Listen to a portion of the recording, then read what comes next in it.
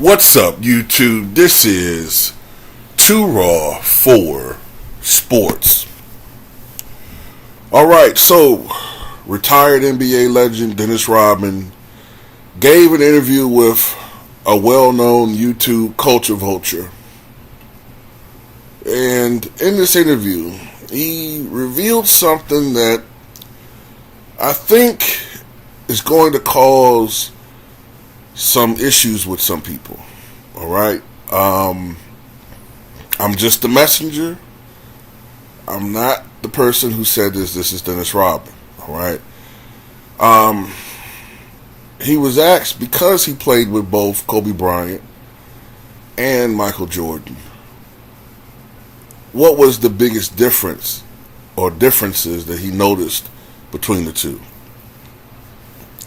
And he said that he believed that Michael was more driven to win than Kobe. He said, quote, "You get something similar, but I think Michael was more driven to win. We're going to win," and he took control of that. I gave him that credit right there. I give him that. Scottie had that will too, but Kobe became like that. Kobe started to emulate his game like Michael.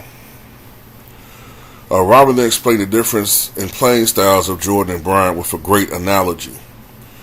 "I think Kobe was more like a gymnast when he played, and Michael's more like Mikhail Baryshnikov, a ballet dancer, because most of the times he played on his toes, and when he does shift, it's always like boom, boom, all of a sudden like 1-2 punch. I think everybody tried to say Kobe's just like Michael, and I think that's what's giving him that praise at his funeral. I think he realized that fact that, yeah." So, he seems to confirm that they're very similar, and that the only difference was that Michael was just a little bit more driven. And that seems to be about right.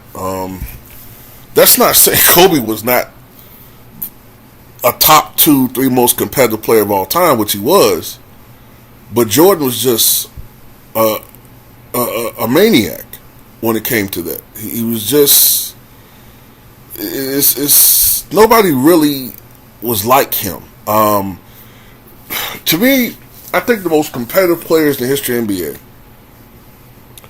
are Michael Jordan, Jerry West, Kobe Bryant, and maybe Bill Russell.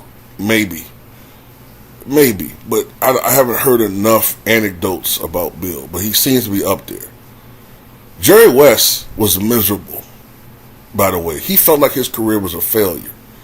This is a man that won the NBA championship, 14-time All-Star, if I'm not mistaken, 27 points per game in the regular season, over 29 points per game during the postseason, multiple scoring records, most points averaged in a playoff series, 46.5, 46.2, something like that.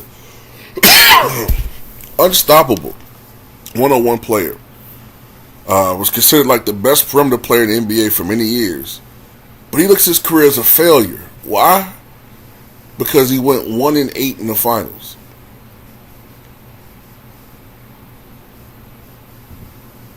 And was in Great Depression behind that shit. That's why the other day he said, people say that they're dogs. They feel like they was dogs. This guy was a dog. He said, well, I was a fucking wolf because I ate dogs. But yeah, I kind of agree with this with Dennis, man. Now, I know some people say, well, Dennis didn't play with Kobe that long. And he also emphasized that this was earlier in Kobe's career. So he's going on the Kobe that he played with. And that was the 1999 version of Kobe. So you could put that into the equation as well.